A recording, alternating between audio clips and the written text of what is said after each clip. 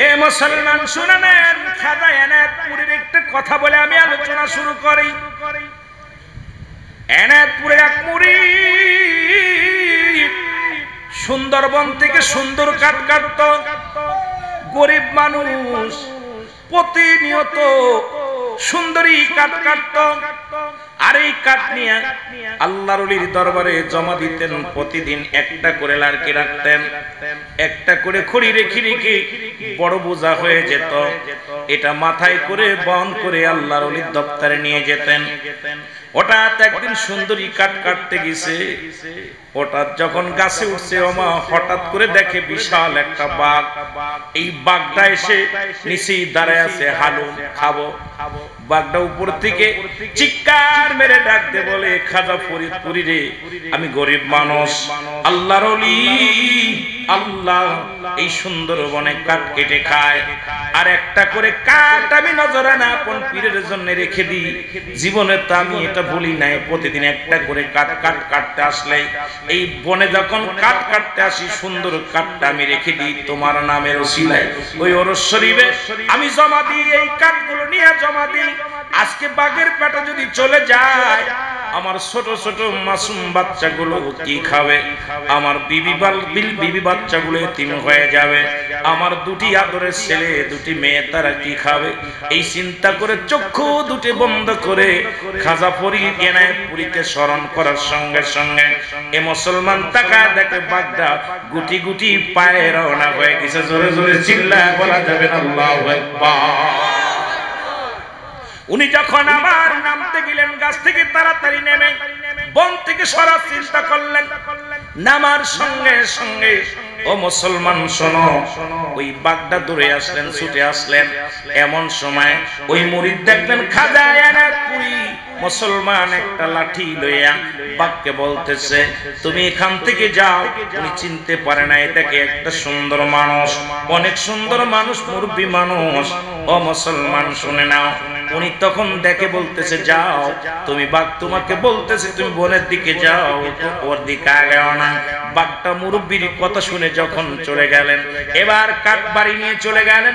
বাড়ি যা বিবিরে বললেন, বিবিরে কাঠের ব্যাগটা বড় একটা বোঝাও তো হয়ে গেছে, আমি যাবো এনায়েতপুরে, আমার পীরের দরবারে আমি কাঠটা জমা দেওয়ার জন্য চলে যাই। এবার কাঠ নিয়ে গেলেন, হুজুরের সঙ্গে দেখা করতে গেলেন। আমি এর আগে পরে কোনোদিন হুজুরে দেখি না। আল্লাহু আকবার। আগে পরে জীবনেও কোনোদিন এনায়েতপুরে আমি দেখি না, তবে কাঠ নিয়ে গেছি, চলে আসছি, দেখা করার সুযোগ পাই না। প্রতিবার কয়েকবার আমি দরবারে প্রবেশ করেছি, কিন্তু হুজুরের সঙ্গে সাক্ষাৎ হয় নাই।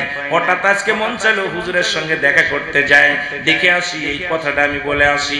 আল্লাহর কসম করে বলি, খোদার কসম করে বলি, আমি যখন গেলাম হুজরার মধ্যে, দেখি যে লোকটা লাঠি হাতে করে বাঘ তাড়াইছিল, সেই লোকটাই হুজরার মধ্যে বসে আছে। জোরে জোরে চিল্লায় বলা যাবে না মারহাবা।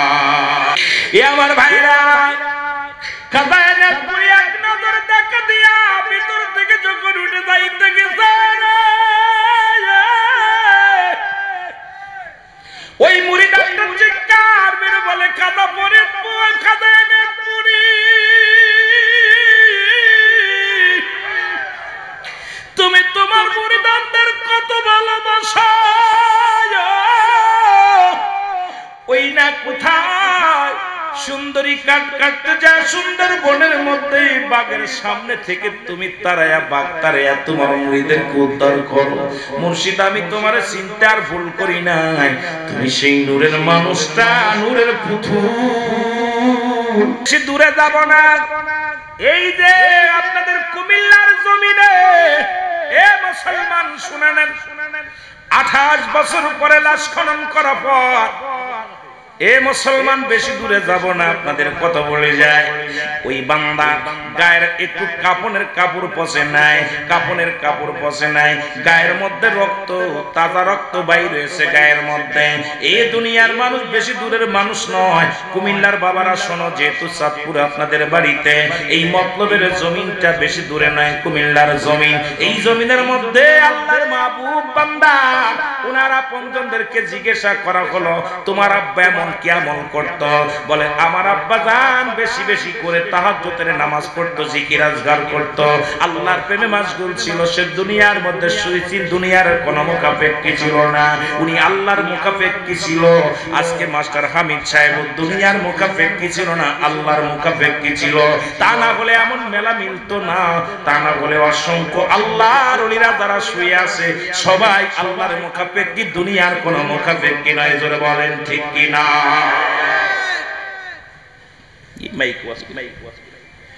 আশ্চর্য হয়ে গেলাম, 28 বছর পরে লাশ উত্তোলন করার পর সেই লাশের কাপনের কাপড় পচে না, আর তুমি মৌলবী মরে গেলে তোমার কবরে হাড্ডি পাওয়া যায় না।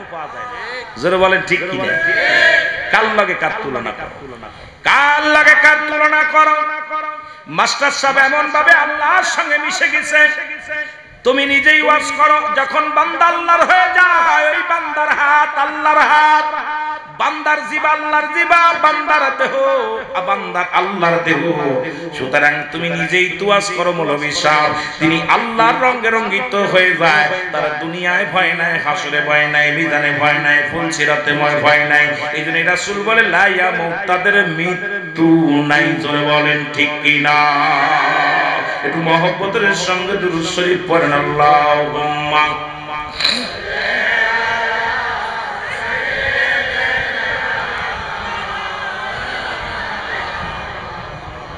ওয়া আলা আলি সাইয়্যিদিনা।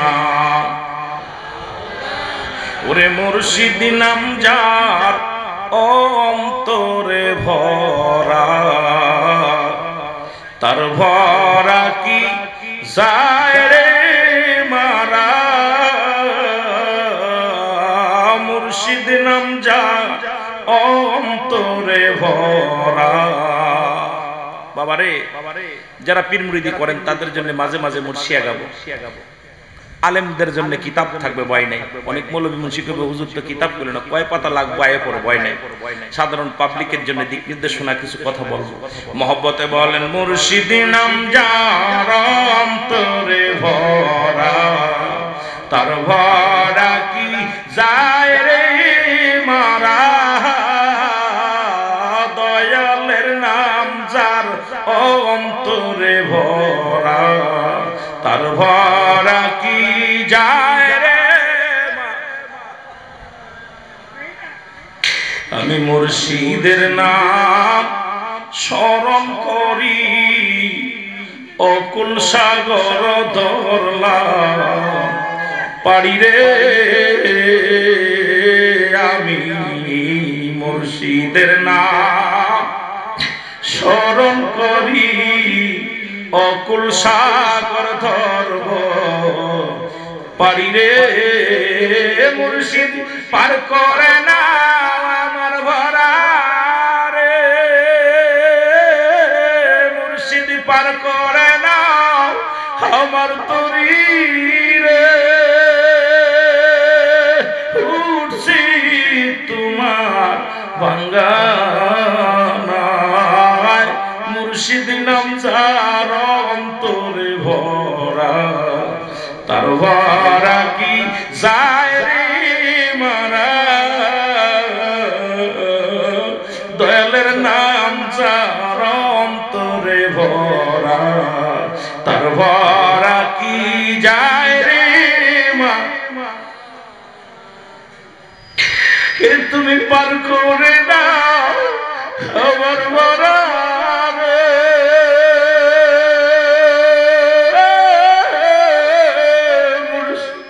পার করে দাও আমার ভরা রে। উঠছি তোমার বাঙ্গানায়, মুর্শিদ নাম যার অন্তরে ভরা, তার ভরা কি যায় রে মারা। বলো মুর্শিদ নাম যার অন্তরে ভরা, তার ভরা কি। এও পারেতে খেসুইতাম ন, মুর্শিদ নাম ছিল মহা মন্ত্র রে আমার পারেতে খেসইতাম মুর্শিদ নাম ছিল মহা মন্ত্র রে ও সে পার করবে না ধনী মানি রে ও সে পার করবে না ধনী মানি রে পার হবে বাজানের ভক্ত যারা মুর্শিদ নাম যার অন্তরে ভরা তার